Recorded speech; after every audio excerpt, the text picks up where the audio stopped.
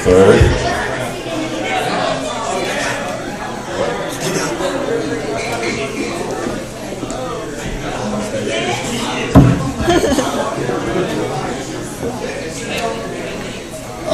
Again, I'm John Love III. I'm the new city councilman for the city of Midland, and it's Rock the Vote, and I wanted to share with you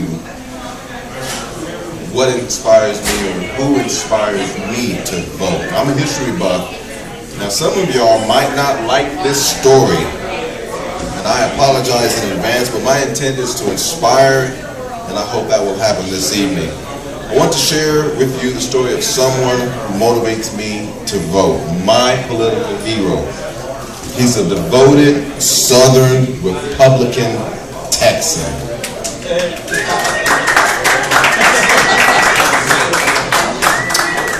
His name is Norris Wright Cuny. He was born a slave to a slave mistress and her master, Colonel Philip Minor Cuny. Now, although Colonel Cuny had 3 marriages during his affair, he loved Cuny's mother, Adeline Stewart, so much that he freed her and their 8 kids from slavery. Colonel Cuny then sent Norris Wright Cuny, his son, off to school where he developed a love of education.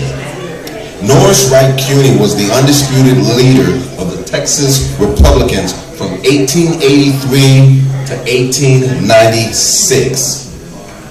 He controlled federal patronage in Texas during Republican presidential administrations.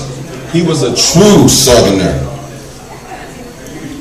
After slavery, when many blacks chose to leave the South for better opportunities up north, Norris Wright Cuny said, quote, "I am of the South. It is my home, the home of my wife and babies. It is the home of my race. There lie our interests. I can elevate my people alone in the South. I'm willing to dwell in their midst." Now, he was also a true Texan. During an 1892 political campaign, Cuny said, quote, "Every hope we have is interwoven with Texas. Let us have peace, and through industry and education and loyalty to our home, make it what God and nature designed it, the grandest commonwealth of them all." He was the head of the Republican Party in the state of Texas during the Jay Bird's Woodpecker War. Does anybody know what that war was about? Well, I'm going to tell you. Y'all think today's politics are dirty and nasty? They're mild compared to the Jay Bird's Woodpecker War of 1888. You see, after the Civil War, former slaves became Republicans, the party of Lincoln. The white South was Democratic. And in 1888, in Fort Bend County, blacks outnumbered whites 4-1. Does anybody know what Fort Bend County is? Fort Bend County, it's called Fort Bend County because it sits on the bend of the Brazos River. And the largest city today in Fort Bend County is Sugar Land, Texas. Now, most of the elected offices were held by blacks at this time in 1888. A group of young whites formed the Young Men's Democratic Club, aka the Jaybirds, that fielded a group of candidates. Local Republicans, Woodpeckers, attempted to hold power with an all-white slate. Now, I want you guys to Google this because I don't want y'all leaving here saying John Love was hurling racial slurs. No, that's what they were called, Woodpeckers. The Jaybirds tried to intimidate the black voters, but experienced a setback when Democrat J.N. Shamblin refused to allow them on his plantation to intimidate his black voters. Shamblin was murdered. On September 5th, 1888, the Jaybirds met at the Fort Bend County Courthouse and drew up a list of 7 African Americans, ordering them to immediately leave the county, including the county clerk, Charles Ferguson. Now, when the Jaybirds didn't win at the polls, the county erupted into mob violence. Murder was committed on all sides, by Republicans and Democrats, by blacks and whites.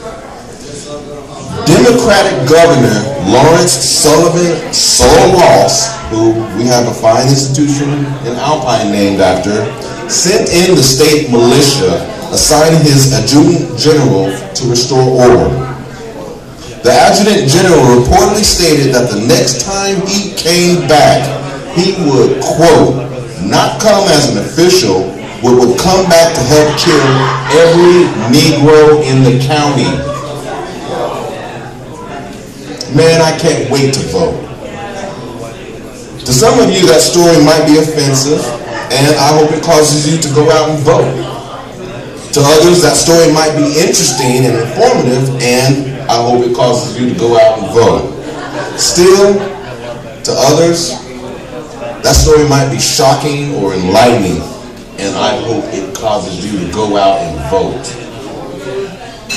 U.S. Representative John Lewis, who is in Congress today, says, quote, your vote is precious, almost sacred.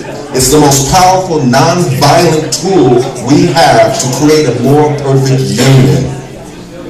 Man, I can't wait to vote.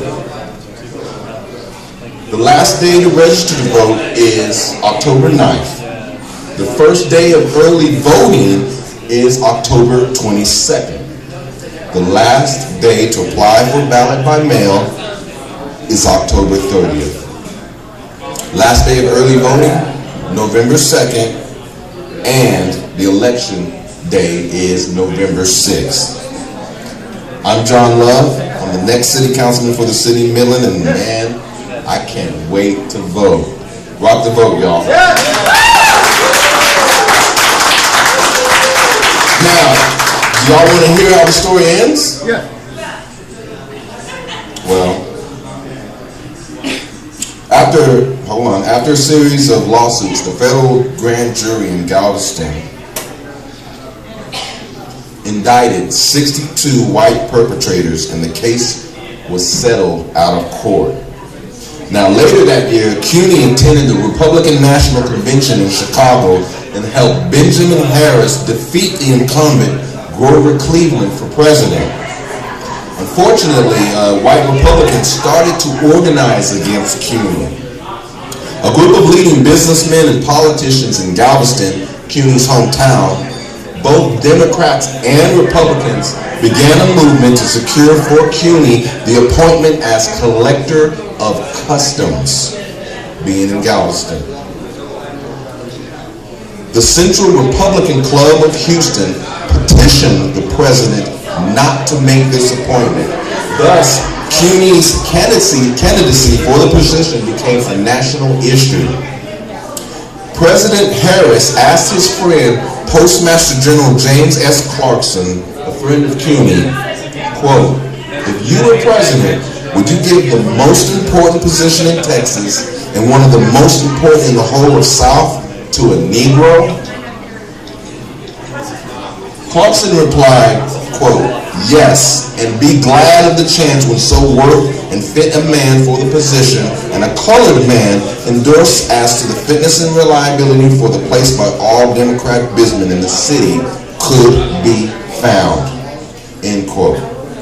President Harrison signed the appointment, and CUNY was confirmed by the U.S. Senate on July 20th, 1889.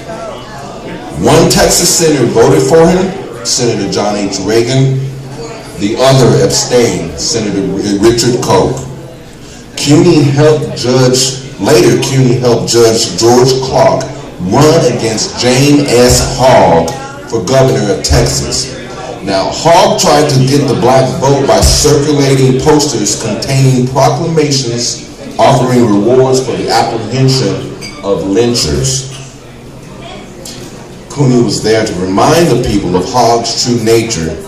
You see, Hogg avoided all overt racist attacks, but his supporter, Senator Koch, who abstained on CUNY's confirmation, called for the defeat of the three C's: Clark, Cooney, and the Coons. Hogg won the election, and in 1892, Grover Cleveland won the presidential election, and unfortunately, he removed Cooney from office despite the protests of numerous Galveston citizens, including Democrats and Republicans. I don't know what inspires you guys to vote, but I recommend that you find something that inspires you to vote, whether you're Republican or Democrat, whether you're liberal or conservative. This is your country too. Seize the moment and take the opportunity to vote. I'm John Love. I'm the next city councilman for the city of Midland.